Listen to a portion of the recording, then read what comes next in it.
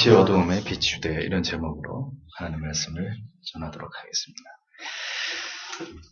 요한복음은 세베대의 아들이고 그리고 야고보의 형제로 한때는 갈릴리 호수에서 어부로 생업에 종사하다가 후에 예수님의 제자로 부르심을 받은 이 사도 요한에 의해서 쓰여진 그런 책입니다.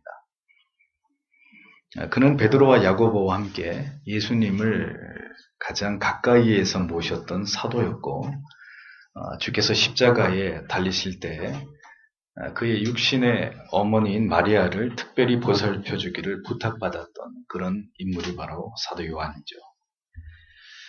요한복음은 다른 공관복음이 기록되고 난 훨씬 이후에 기록되어진 그런 책입니다. 따라서 공관복음에서 발견되지 않는 사건이 요한복음에만 발견되는 그런 부분들이 있고, 또 반대로 공관복음에 발견되고 있는 사건이 요한복음에는 기록되어 있지 않은 것을 또 우리가 확인할 수 있습니다. 요한복음은 공관복음의 내용을 보완하고 그리고 보충하고 있는 특징을 보여주고 있습니다. 사도 요한은 자신의 죽음이 임박해 옴을 느끼면서 공관복음의 미진한 부분을 보완하고 그리고 첨가하는 방식으로 이 제4복음서를 기록하게 되었다고 많은 신학자들은 그렇게 전하고 있습니다. 이 복음서에는 특별히 다른 복음서에서 발견되지 않는 삼위일체 하나님의 제2위와 제3위에 대한 독특한 표현이 나타나고 있습니다. 예수 그리스도, 삼위의 제2위격이신 예수 그리스도에 대해서 말씀으로 표현하고 있는 독특성이 나타나고, 또 성령의 이름으로 보혜사라는 표현이 요한복음에서 처음으로 사용되어지고 있는 것을 볼 수 있습니다. 공관복음도 그러하지만 요한복음에는 성육신하신 예수 그리스도에 관한 복음의 핵심 주제들이 더욱 선명하게 드러나고 있는 것을 우리가 볼 수 있습니다.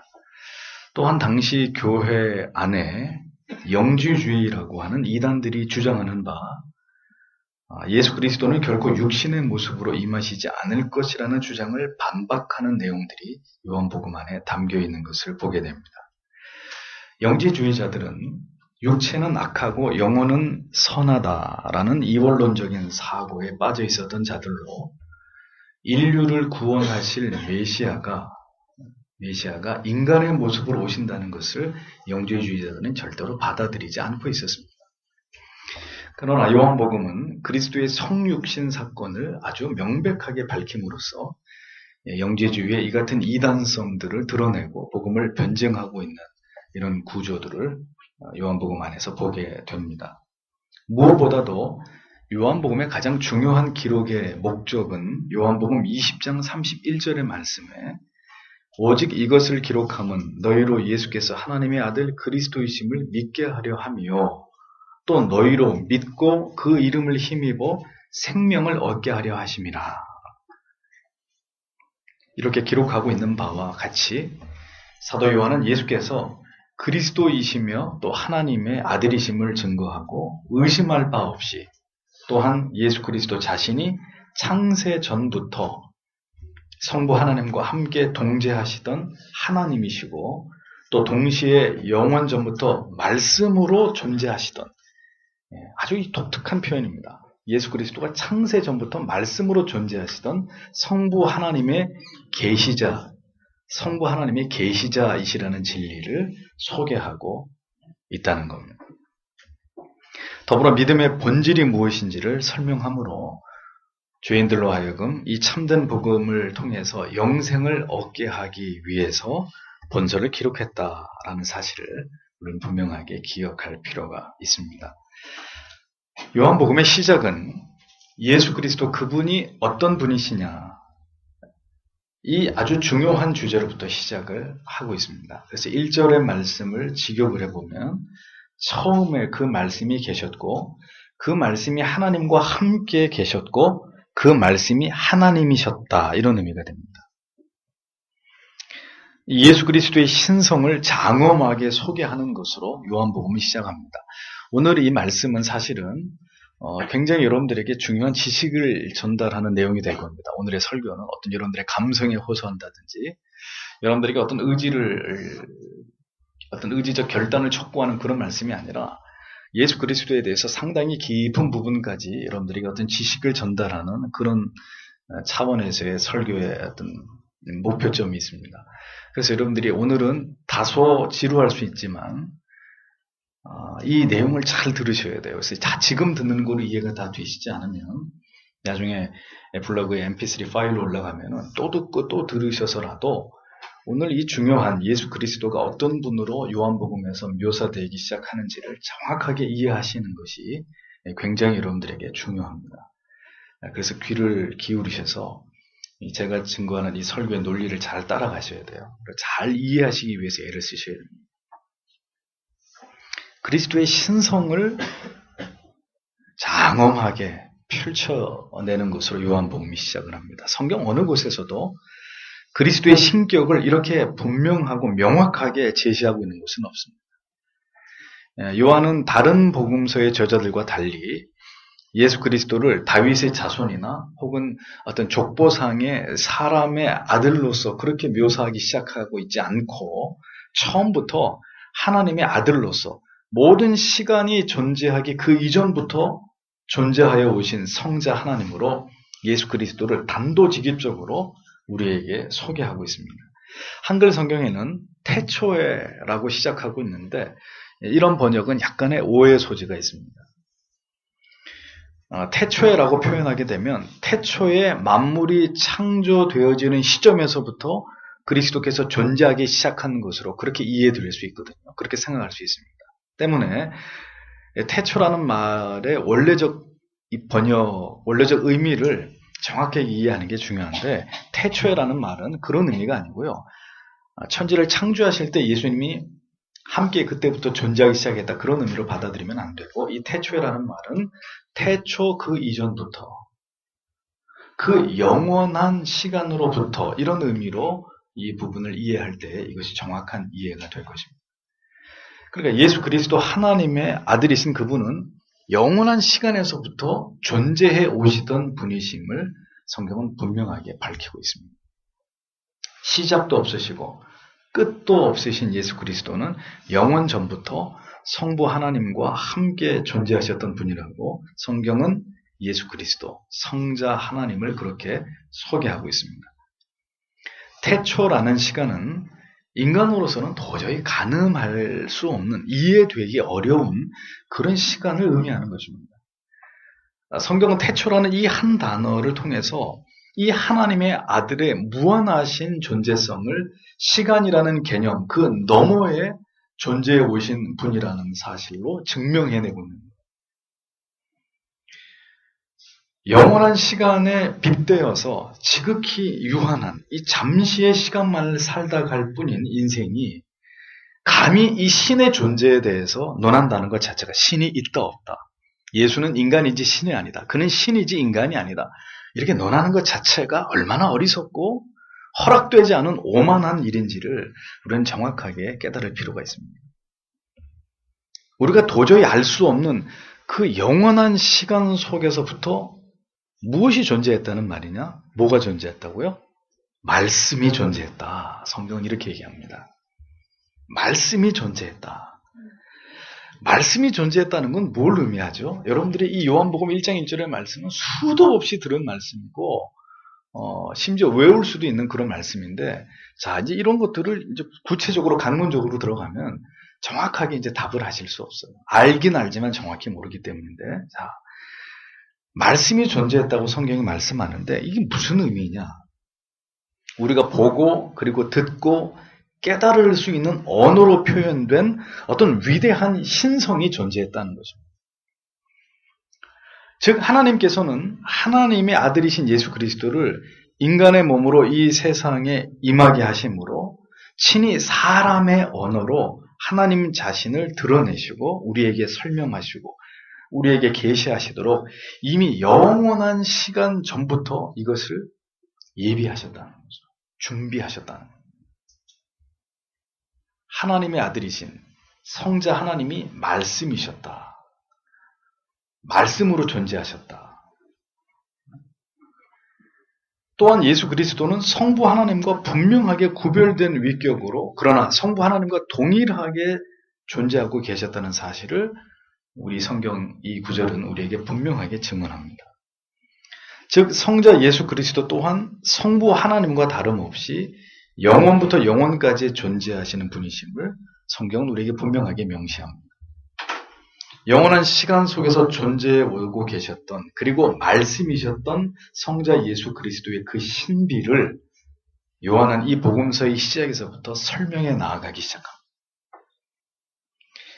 말씀이 어느 순간에 없다가 갑자기 만들어진 것이 아니고요. 설명을 잘 들으셔야 됩니다. 없던 말씀이 생겨난 것이 아니라 말씀이 존재해 오고 있었다는 것을 우리는 정확하게 이해될 필요가 있습니다. 하나님의 말씀이 갖는 이 지극한 신성을 우리는 요한복음의 서두에서부터 아주 분명하게 깨달을 필요가 있습니다. 하나님의 전지와 전능하심을 우리는 이러한 단어들을 깊이 묵상하는 것을 통해서 귀한 깨달음을 얻게 되는 거예요.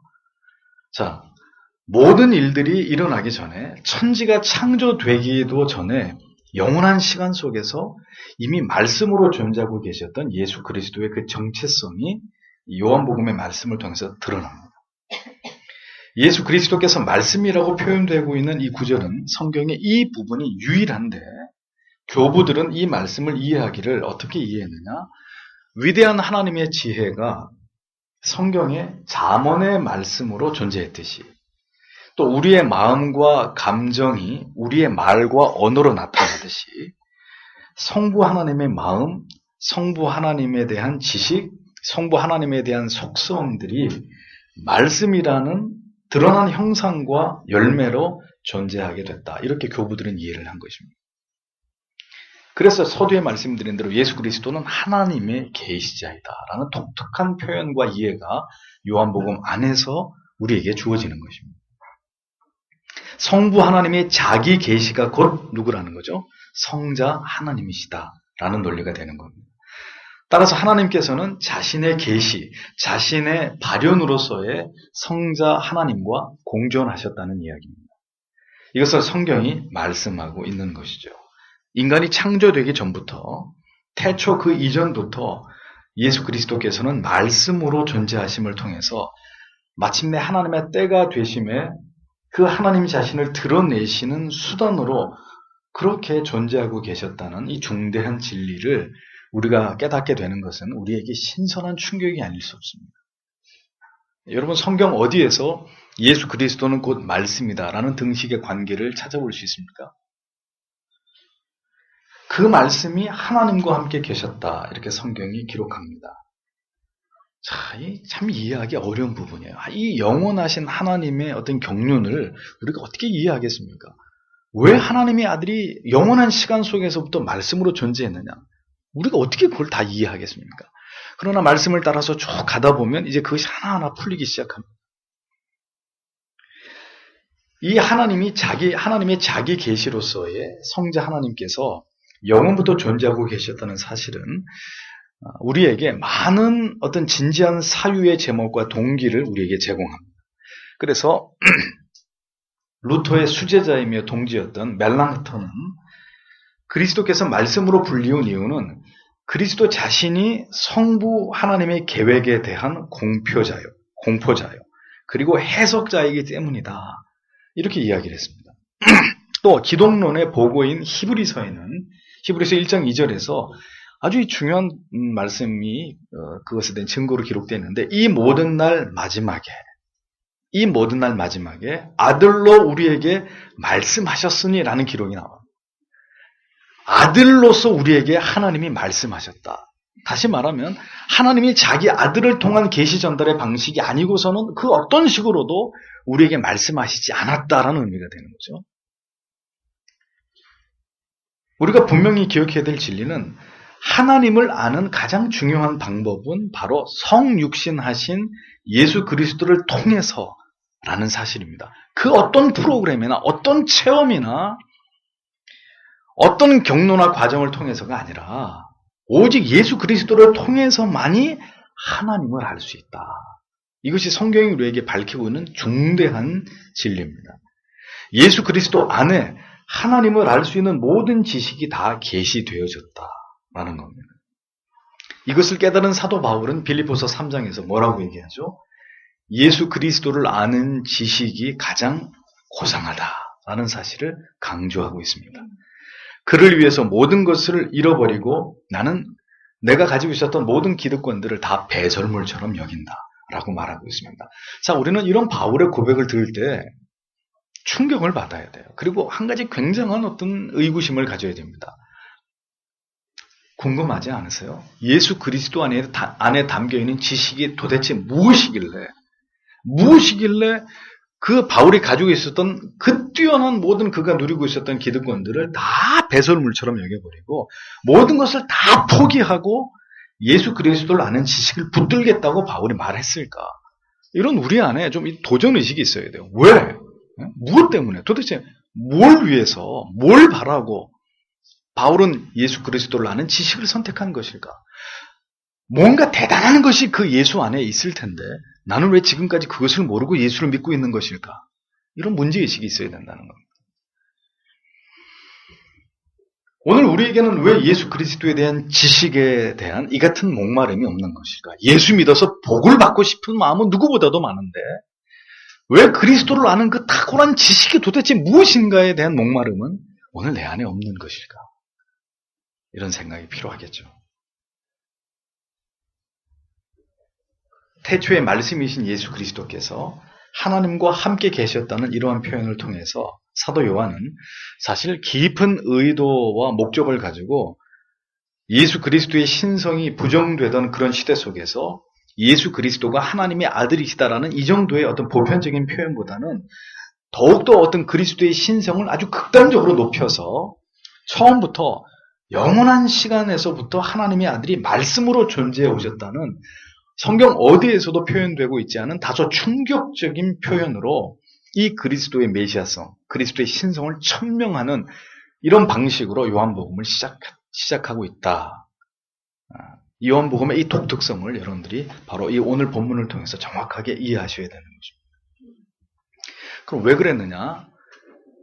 이는 당시에도 존재했던 이 그리스도의 신성과 예수께서 하나님의 아들이심을 부정하는 자들을 압도하고자 하는 이 교리적으로 하나님의 말씀을 통해서 압도하려고 하는 그런 의도가 사도 요한에게 있었다라는 것입니다.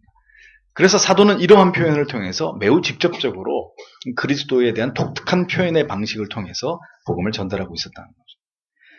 그리스도가 어떤 시대, 어떤 성도들의 영혼 속에서도 절대로 그의 존재가 격하되거나 무시되거나 상대적으로 성부 하나님에 비교해서 그 존재하심이 축소될 수 없는 아주 매우 분명한 근거가 바로 요한복음 1장 1절에서부터 정확하게 증명되고 있다는 사실을 우리는 발견하게 되는 것입니다. 성자 하나님은 성부 하나님의 들러리가 절대로 아닙니다.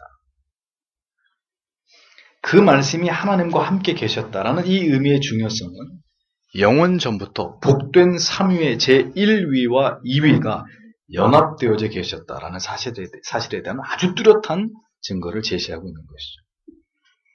예수 그리스도께서도 바로 이 부분에 대해서 스스로 명료하게 밝히셨습니다. 요한복음 10장, 14장 각각 이런 표현이 나타납니다. 내가 아버지 안에 있고 아버지는 내 안에 있느니라. 나와 아버지는 하나님이니라. 나를 본 자는 아버지를 본 것이니라. 이런 표현들 속에서 구별된 이 두 위격이 영원히 함께 동등하며 함께 영원하시며 결코 분리될 수 없다는 사실을 예수 그리스도 자신이 보다 더 이 사실을 분명하게 밝히셨다는 것을 요한은 또 증언해주고 있습니다. 자, 영원부터 말씀으로 존재하시던 영원부터 아버지와 함께 하시던 예수 그리스도, 우리를 구원하시기 위해서 이 땅에 성육신하신 그리스도에 대한 놀라운 이 신비한 지식들이 성경 안에서 이제 하나씩 밝혀지고 있습니다. 자, 그 그리스도의 밝혀짐을 여러분들이 말씀 안에서 느낄 수 있으셔야 돼요.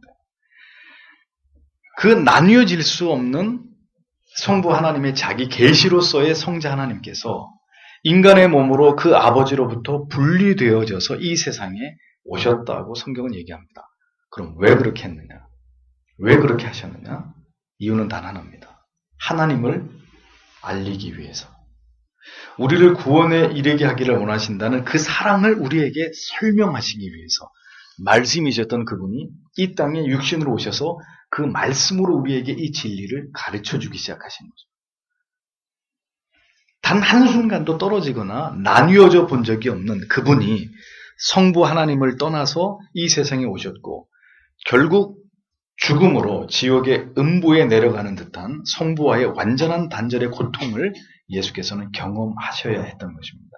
이유는 단 하나죠. 무엇 때문에요? 바로 당신을 사랑하시기 때문입니다. 당신을 구원에 이르게 하기 위해서 그분이 그렇게 하셨다. 그 길을 택하셨다는 것입니다. 이 이야기를 우리에게 전해주기 시작하고 있는 것이 바로 사도 요한이 쓴 이 복음입니다. 죄인들을 구원하시기 위해서, 우리를 구원하시기 위해서 성부 하나님과 성자 그리스도 안에서 이루어진 그 계획은 그야말로 신묘막측한 모든 시간을 뛰어넘고 초월해서 이루어진 매우 위대한 일이다. 성경은 그것을 우리가 분명하게 깨닫기를 원하고 있는 것을 볼 수 있습니다.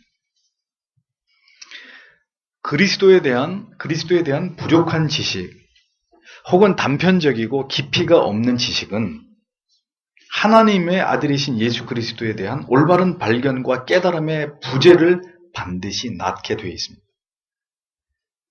그리고 이러한 지식의 중대한 결핍이 결국은 진지하게 예수 그리스도를 아는 지식을 바탕으로 하는 실제적 회심을 경험하지 못하게 되는 가장 큰 걸림돌과 원인이 되는 것입니다. 교회를 다니고 예수를 믿고 있다고 하는 성도님들 100명을 상대로 당신이 알고 있는 예수 그리스도에 대해서 진술해 보십시오. 라고 주문할 때 A4지 절반 이상으로 예수 그리스도에서 기술할 수 있는 그리스도에 대한 지식을 가지고 있는 성도님들은 많지 않습니다. 100에 몇 명 정도가 될 것 같아요. 한두 명에 지나지 않아요. 대부분의 사람들이 자기가 믿고 있는 예수 그리스도에 대해서 그 그리스도에 대한 모든 그 생애와 그 생애 이전의 삼위의 제2위격으로서의 그리스도, 그분이 성부와의 이위신 성자와 성부와의 관계, 그분의 존재성, 그 존재성의 가치, 그 존재의 목적, 이유, 이런 것들을 올바르게 교리적으로 정확하게 이해하고 있는 그리스도에 대한 이런 탁월한 지식을 가지고 있는 신자들은 그렇게 많지 않다. 그러한 지식이 우리 안에서 분명하지 않다는 것은 심지어 어떤 부분까지 의심될 수 있느냐? 우리가 알고 있는 예수 그리스도가 성경이 말씀하고 있는 예수 그리스도가 아닐 수도 있다. 우리가 생각하고 있는 내 자신이 예수 그리스도를 믿음으로 말미암아 받았다고 하는 그 구원이 성경이 우리에게 베풀어준 구원과 다를 수도 있다. 아들을 통해서 인간을 구원하시고자 하신 것, 하나님 자신을 말씀이신 아들을 통해서 이 세상에 계시하고자 하신 일, 그 모두가 하나님의 놀라운 경륜 속에서 예비되고 준비되어져 있었다는 것을 깨닫게 된다면 우리가 하나님에 대해서 어떤 마음으로 우리가 하나님께 사로잡히게 될까요? 이 죄인을 향하신 이 놀라운 하나님의 섭리와 경륜을, 그 예정과 작정하심을 찬양하지 않을 수 없는 거예요. 아버지와 아들의 이 놀라운 연합과 계획하심의 그 신비로운 경륜 안에서 죄인들을 향한 구원이 진행됐다. 하나님의 계시가 그렇게 해서 완성되어졌고 우리에게 전달되어졌다라는 이 사실에 대해서 경외감을 가질 수밖에 없는 거죠. 우리가 즉시 그 하나님을 향한 경외감에 사로잡힐 수밖에 없는 것입니다. 누가 도대체 무엇을 위해서 우리들에게 기대하시고 그토록 놀라운 계획을 세우신단 말입니까? 무엇 때문에 도대체? 누가 그 놀라운 경륜을 이룰 수 있다는 말입니까? 그분이 곧 성부 하나님이시요 말씀이신 하나님과 함께 계셨던 바로 성자 하나님이신 예수 그리스도이시라고 성경은 우리에게 소리를 높이고 있습니다. 너희가 믿는 그 대상이 누군 줄 아느냐? 너희의 그 믿음이 어떻게 너희에게 찾아온 줄 아느냐? 너희에게 믿음을 주시기 위한 그 말씀의 정체가 무엇인 줄 아느냐? 성경이 낱낱이 그것들을 조목조목 우리에게 밝혀놓고 있습니다. 왜요? 그것을 깨달으라고. 그것을 위대한 지식으로 삼으라고. 그 말씀이 곧 하나님이셨다라고 성경은 단언합니다. 성도 여러분, 우리가 누군가를 알 때 이름만 아는 것과 그에 대한 모든 것을 아는 것은 결국 같은 것이 아니죠. 나 저 사람 알아요. 나 저 사람을 알고 있습니다. 뭘 안다는 거죠? 어떤 사람은 이름만 알고 있는 경우가 있을 수 있고, 어떤 사람은 좀 더 깊이 그 사람에 대한 더 많은 정보를 가지고 있는 사람이 있을 수 있고, 예를 들면 내가 안다고 하는 그 사람이 나의 아버지든 어머니든 내 아내든 남편이든 우리의 가족이라면 우리는 다른 사람이 알지 못하는 그에 대해서 더 많은 것들을 알고 있겠죠. 그렇기 때문에 우리가 그리스도를 안다라고 할 때도 이와 같은 것은 마찬가지로 우리가 생각해 봐야 될 부분입니다. 그리스도에 대한 피상적인 지식이 바로 피상적인 믿음을 낳는 거예요. 예수 그리스도를 그토록 오랜 세월 믿었지만 그리스도를 진리 안에서 올바르게 이해함이 없었기 때문에 예수 그리스도라는 그 존재하심을 우리의 머리에 떠올릴 때 아무런 감흥이 없는 거예요. 예수가 당신을 위해서 죽었다 그래도 눈물 한 방울, 가슴에 어떤 그 격한 어떤 감격이나 감흥이 일어나지 않는 이유는 그리스도에 대한 우리가 안다라고 하는 그 지식 자체가 지극히 단편적이고 피상적이기 때문에. 그리스도를 그렇기 때문에 성도 여러분, 그리스도를 만나야 합니다. 진리의 말씀 속에서 여러분 모두는 진지하게 이 그리스도와 하나님의 아들이신 성자 하나님과 대면하셔야 됩니다. 2절에서 다시 강조하기를 그가 처음에 하나님과 함께 계셨다 이렇게 명시합니다. 자, 요한이 왜 이 진리를 계속 반복하고 있는 것일까요? 성자 예수 그리스도는 영원의 시간에서부터 성부이신 하나님과 결합되고 연합되어졌던 존재라는 것을 요한은 계속해서 강조합니다. 역사 속에서 가장 많은 이단들이 일어나서 예수 그리스도의 하나님 되심을, 그의 신격과 신성을 의심하게 되려는 사실을 성경은 이미 알고 있었던 거죠. 요한은 이미 그렇게 되리라는 걸 알고 성령의 영감을 통해서 이 부분을 집요하게 강조하고 있는 것을 보여줍니다. 그리스도를 하나님보다 못한 존재로 간주하려는 아리우스주의자들이나 혹은 삼위일체 하나님의 위격들의 구분을 부정하면서 하나님은 때로는 성부로, 때로는 성자로, 때로는 성령으로 나타나실 뿐이라고 하는 사벨리우스주의자들의 이런 주장들에 대해서 이 말씀은 정확하게 일격을 가해서 그와 같은 이단들의 주장을 격퇴하고 있습니다. 또한 예수 그리스도는 하나님이 아니라 아주 거룩하고 완전한, 그렇지만 단지 한 사람의 인간이었을 뿐이라고 주장하는 이 소시니우스주의자들, 또 유니테리안주의자들, 이런 사람들의 주장을 무색해 하기에 충분한 이런 완전한 증거의 단초를 이 본문의 말씀이 제공하고 있는 것을 볼 수 있습니다. 예수 그리스도는 처음부터 하나님과 함께 존재해 오셨던 하나님이다. 못을 박아버리는 거죠. 쓸데없는 그런 소리 하지 말라는 거죠. 이렇게 성경이 분명하게 그리스도의 신성과 신격을 얘기하는데도 앞에서 말씀드린 그런 이단들이 일어나서 시비를 걸어왔단 말이죠. 지금도 마찬가지입니다. 이어지는 3절의 말씀에는 모든 것이 그에 의하여 있었으며 있는 것 중에 하나도 그에 의하여 있지 않은 것은 없었다. 이렇게 직역이 됩니다. 이 말씀은 예수 그리스도께서는 성자 하나님으로 이 모든 우주 만물의 창조에 성부 하나님과 동일하게 기여하셨고 또 존재하는 모든 것들의 기원이 되심을 밝히심으로 모든 존재하는 것들이 성자 하나님에 의해서 창조되어졌고 지금도 예수 그리스도와 유기적 관계 속에 존재하고 있다는 사실을 밝혀놓고 있습니다. 히브리서 1장 2절에서 밝히기를 저로 말미암아 모든 세계를 지으셨느니라 라고 이야기합니다. 여기서 저가 누굴까요? 예수 그리스도시죠. 예수 그리스도로 말미암아 모든 세계를 지으셨다라고 분명히 말씀합니다. 이러한 진리의 말씀은 물질 세계는 악한 영에 의해서 형성되었다고 주장하는 이 마니교도들의 이단적 사상을 무력화하는 것이고 또 창조의 어떤 부분은 천사들과 악마들에 의해서 수용되어졌다고 주장하는 이 플라톤 학파의 이런 잘못된 사상들을 완전하게 배격할 수 있는 근거가 되는 것입니다. 성자 예수 그리스도께서는 이 땅에 존재하는 모든 생명들을 창조하셨을 뿐 아니라 그 모든 생명들 속에 지금도 깊이 관여하고 계시는 분이십니다.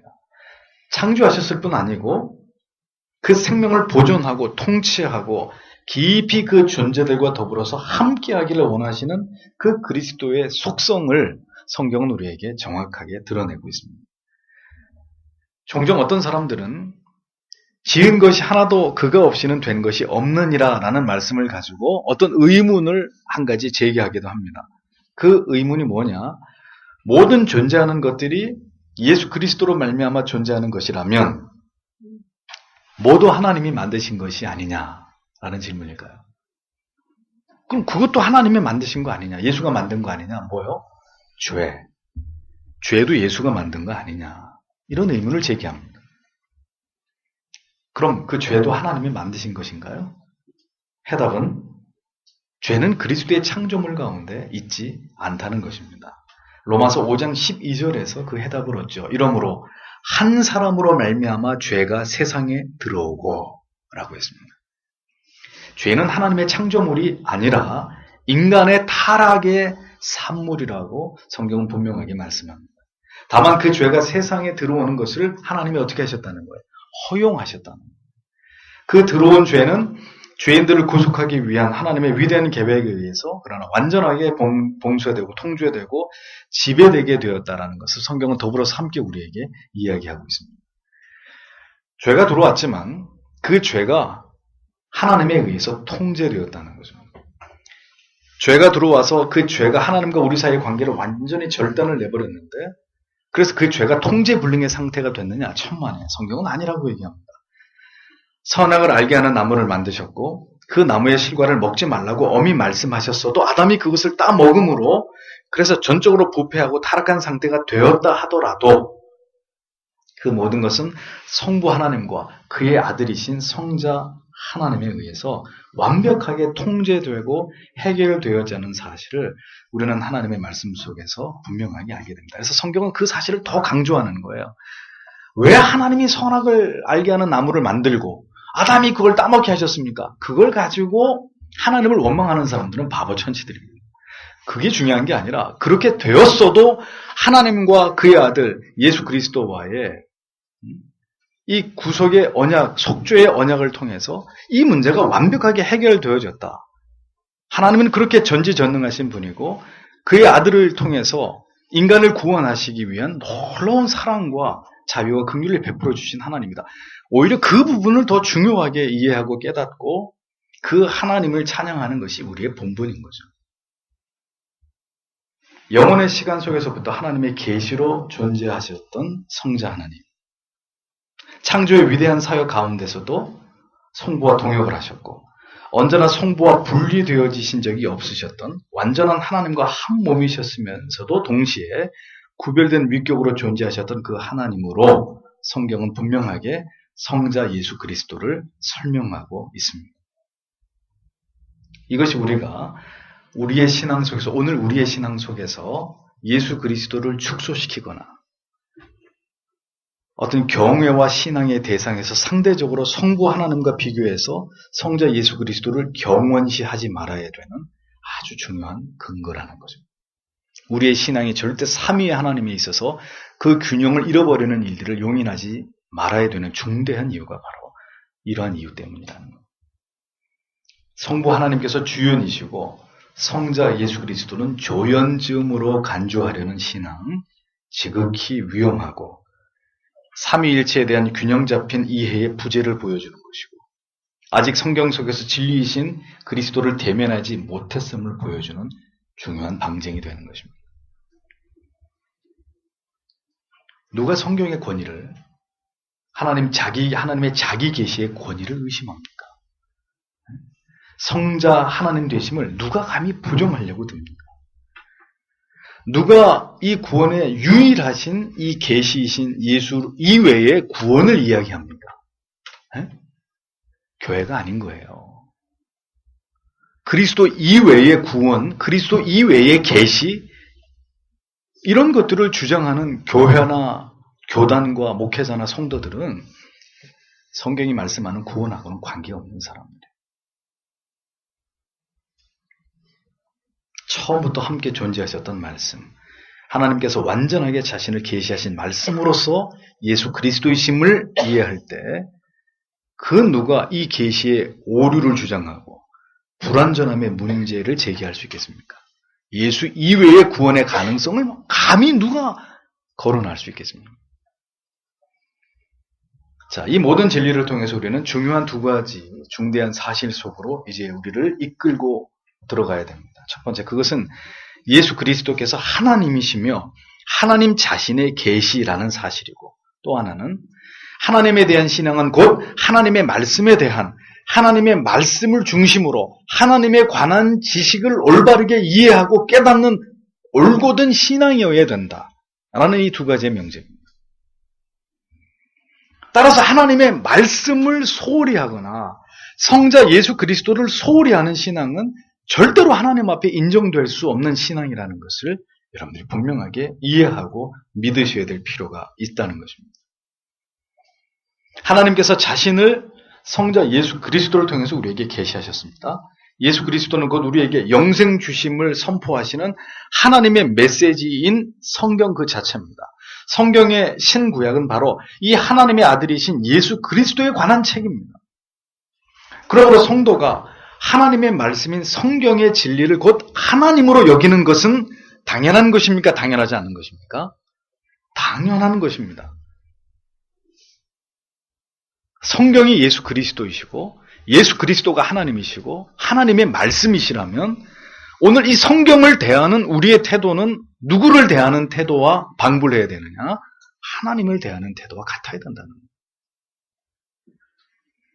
디모데후서 3장 16절 17절을 보십시오. 모든 성경은 하나님의 감동으로 된 것으로 교훈과 책망과 바르게 함과 의로 교육하기에 유익하니 이는 하나님의 사람으로 온전케 하며 모든 선한 일을 행하기에 온전케 하려 함이니라 라고 했습니다. 성도 여러분, 무엇이 우리를 온전케 합니까? 하나님 앞에 열심히 헌금 드리는 게 우리를 온전케 하는 겁니까? 열심히 새벽기도 안 빠지고 나가는 게 우리를 온전케 하는 겁니까? 금요일마다 철야를 하고 일주일에 몇 번씩 금식을 하고 이것이 우리를 온전케 하는 것입니까? 아닙니다. 하나님의 진리를 깨달음이 이 진리를 통해 교훈과 책망과 의로 교육받는 것이 우리를 온전하게 만드는 거예요. 우리가 예배 장소에 모여서 하나님을 예배하는 목적이 무엇입니까? 여기서 있는 목사의 직무가 무엇입니까? 하나님의 말씀을 잘 배우고 하나님의 말씀을 올바르게 가르치기 위함입니다. 복을 받기 위함도 아니고 마음이 평안해지기 위함도 아닙니다. 병을 고치기 위해서도 아닙니다. 대학에 진학하고 좋은 직장에 다니기 위함도 아니고 인격을 도야하기 위함도 아니고 내 집을 장만하기 위함도 아닙니다. 내 사업이 잘 되기 위함도 아닙니다. 다 틀린 얘기들입니다. 오직 성경을 하나님의 말씀을 그 말씀 자체이신 예수 그리스도를 아는 지식을 쌓아가고 또 쌓아감으로 하나님이 원하시는 인간, 하나님이 원하시는 인생, 하나님이 원하시는 삶을 살아가기 위함입니다. 하나님의 뜻을 이 땅 가운데 구현하는데 기여하는 그런 사람으로 존재하기 위함입니다.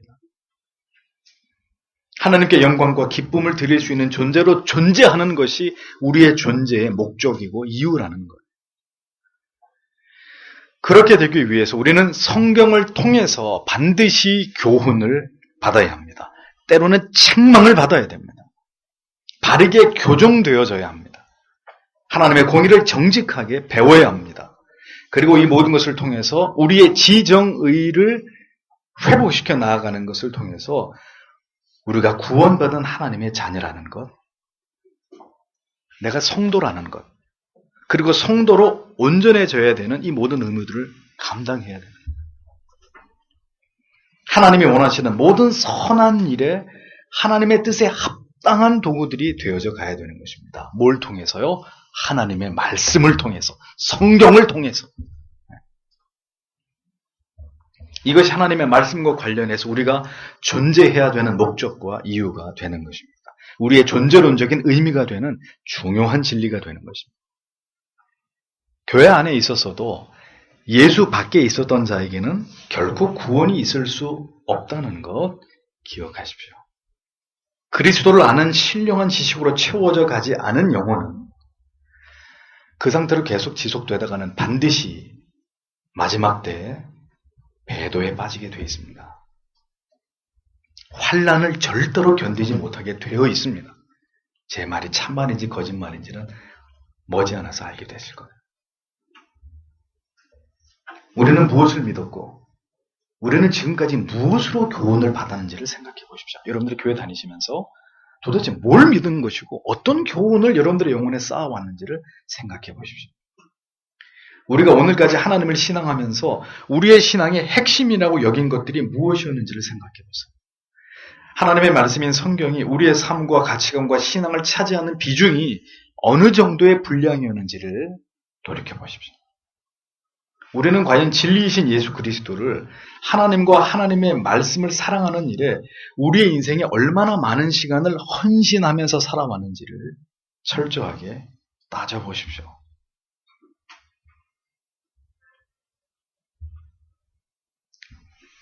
그 말씀이 오늘의 우리의 삶 속에서 어느 정도의 지배력을, 강력한 지배력을 우리 안에서 지금 행사하고 있는지를 생각해 봐야 됩니다.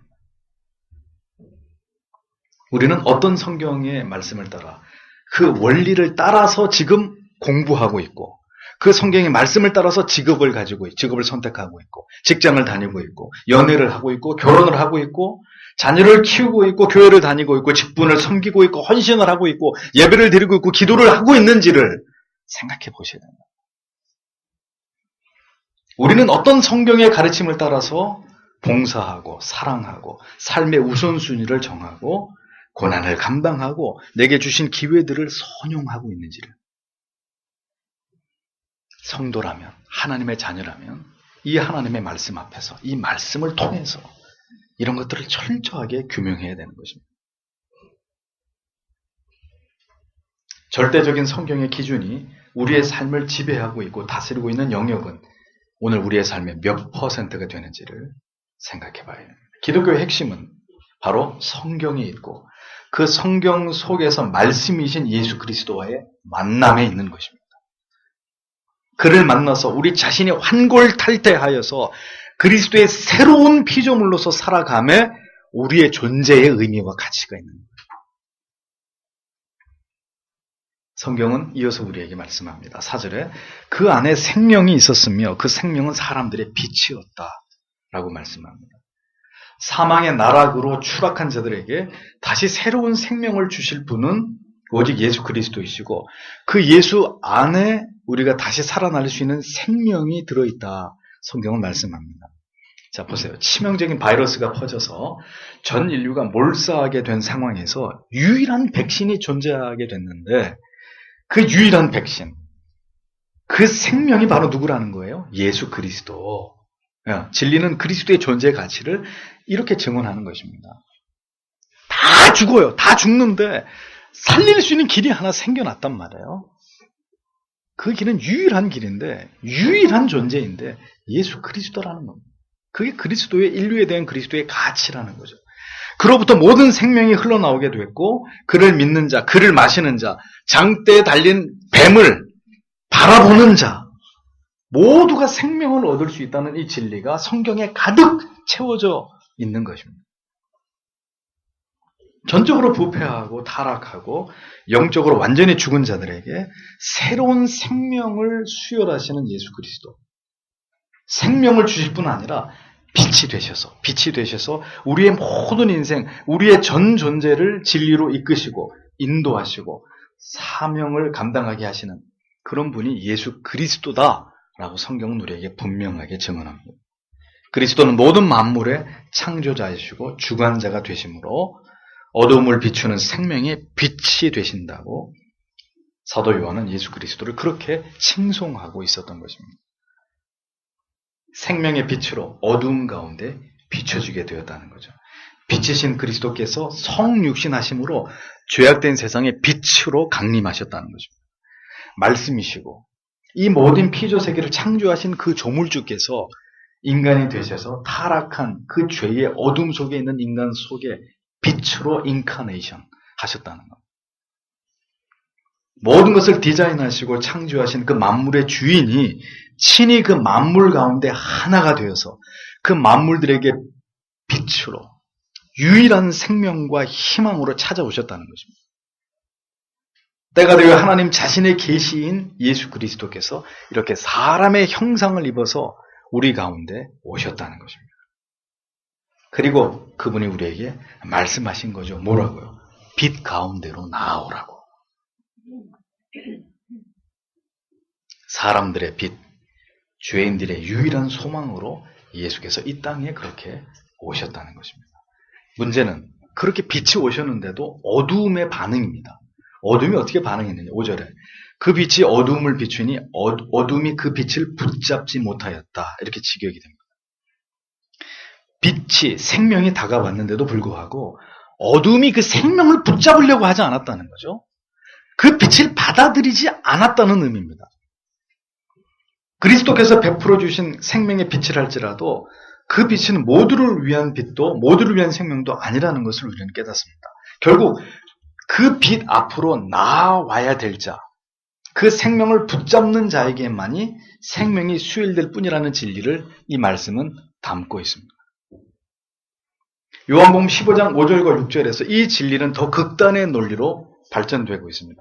나는 포도나무요, 너희는 가지니 저가 내 안에, 내가 저 안에 있으면 이 사람은 과실을 많이 맺나니 나를 떠나서는 너희가 아무것도 할 수 없습니다. 더 충격적인 말씀이 사람이 내 안에 거하지 아니하면, 사람이 그 빛 앞으로 나오지 않으면, 사람이 그 빛을 붙잡지 아니하면 가지처럼 밖에 버리고 말라지나니 사람들이 이것을 모아다가 불에 던져 사르느니라.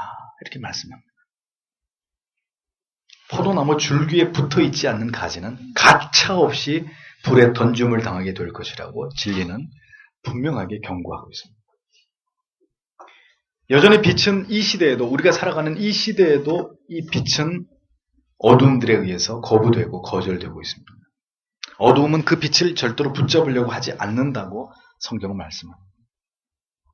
빛을 붙잡는 자가 있고 붙잡지 않는 자가 이 세상에서 공존하면서 살아가고 있는 것입니다. 분명한 복음을 전할 때 그 복음을 듣고 그리스도께로 진리로 돌이키는 자가 있고 그 복음을 듣고도 회피하고 거부하는 자들이 반드시 존재합니다. 놀라운 것은 세상에 그런 사람들이 존재하고 있는 것이 아니라 교회 안에도 신자라고 이름하는 사람들 속에도 심지어 존재합니다. 하나님의 말씀을 거부하고 그 말씀의 가르침에 순종하지 않는 사람들, 어떤 사람인 줄 아세요? 빛을 거부하는 사람들, 빛을 잡기를 싫어하는 사람들. 예배를 생명처럼 여기십시오 라고 말씀드려도 예배를 가볍게 여기는 사람들, 빛을 거부하고 있는 사람들, 진리를 붙잡지 않으려고 하는, 그냥 바라보기만 하고 붙잡기는 싫어요. 부담되니까, 힘드니까, 좁은 길이니까, 내게 많은 희생을 요구하니까 바라보는 걸로 족하고 잡지는 않는 사람들. 나중에라도 굳게 잡으면 좋겠습니다. 그러나 끝까지 진리의 빛을, 나를 드러내고 폭로시키는 그 빛을 끝까지 붙잡지 않는 사람은 결국 그리스도 밖에 있는 사람일 수밖에 없는 것입니다. 교회 안에 있다고 해서 빛 안에 있는 것이 아니라 그 빛에 복종하고 그 빛 안에 있어야 정말 그 빛 안에 있는 사람입니다. 강력한 빛이 비추어도 그 빛을 붙잡지 못할 때, 어둠이 이를 지각하지 못할 때 구원은 우리에게서 멀어질 수밖에 없는 것입니다.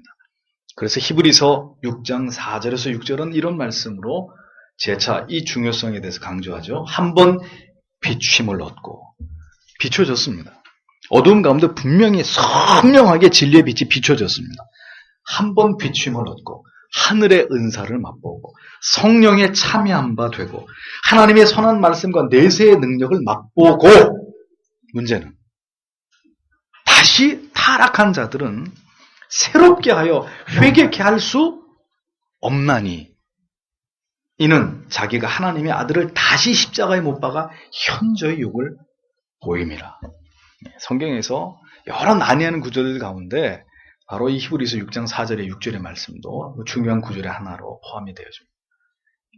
빛을 거부한 자, 그 빛 안에 있다가 이탈한 자 가운데 다시 구원 안으로 들어올 수 있는 자들이 들어올 수 없는 자들이 있다고 성경은 우리에게 분명하게 경고하고 있습니다.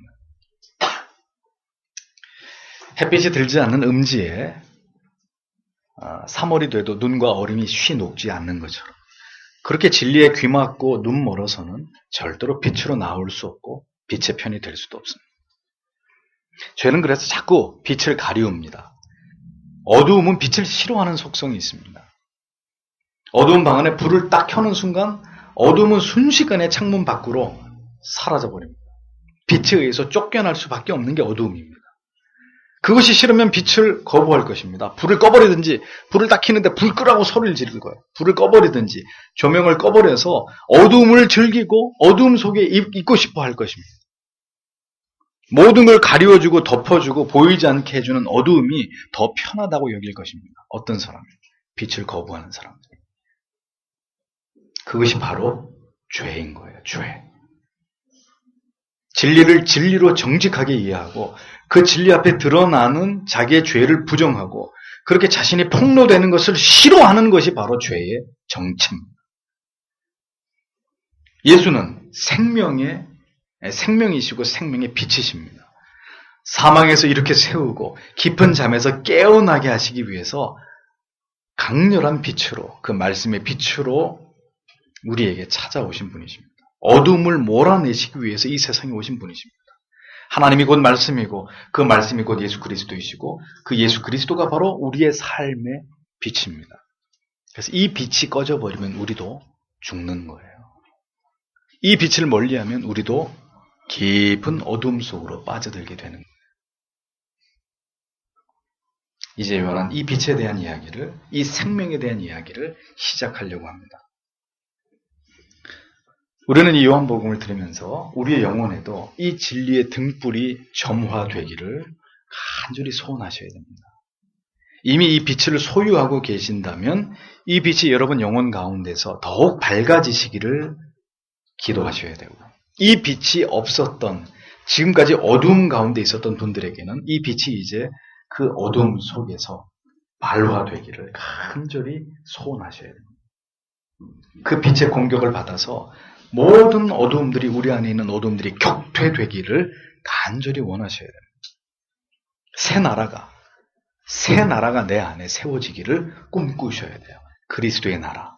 하나님이 통치하시는 내 자신과 가정과 교회가 세워지게 되기를 소망하셔야 되는 것입니다. 그 빛에 관한 위대한 이야기를 이제 시작하려고 합니다. 성도 여러분, 이 빛 앞으로 나오세요. 그리고 반드시 말씀 속에서 그 빛을 체험하시는 여러분들이 되셔야 됩니다. 그렇게 되기를 이 요한복음을 강의하는 모든 시간 속에서 그 마음을 간절히 여러분 마음 가운데 붙으시고 그것을 위해서 간절히 기도하시는 여러분들이 되셔야 됩니다. 이 시간에도 기도하겠습니다. 주신 말씀을 생각하면서 이 그리스도의 위대한 신성, 태초부터 존재하셨고 하나님과 함께 계셨고, 그런데 그분이 누구이시냐? 하나님의 자기 계시인 바로 예수 그리스도이셨다. 그 그리스도는 우리에게 빛으로 오셨다. 빛은 어둠을 쫓는 역할을 하고 그 빛이 우리에게 생명을 주지만 죄는, 이 세상은 그 빛을 여전히 싫어하고 있고 우리 안에 있는 죄악은 여전히 그 빛 앞으로 나아가기를 거부하고 있는 이런 모든 현실들, 하나님 우리에게 은혜가 필요합니다. 하나님 빛이신 그 주님께로 더 깊이 나아가서 우리가 그리스도를 알고 그리고 그 빛과 생명의 실체를 만나는 그런 신앙인이길 원합니다. 이 시간에 주님 앞에 간절히 기도하겠습니다.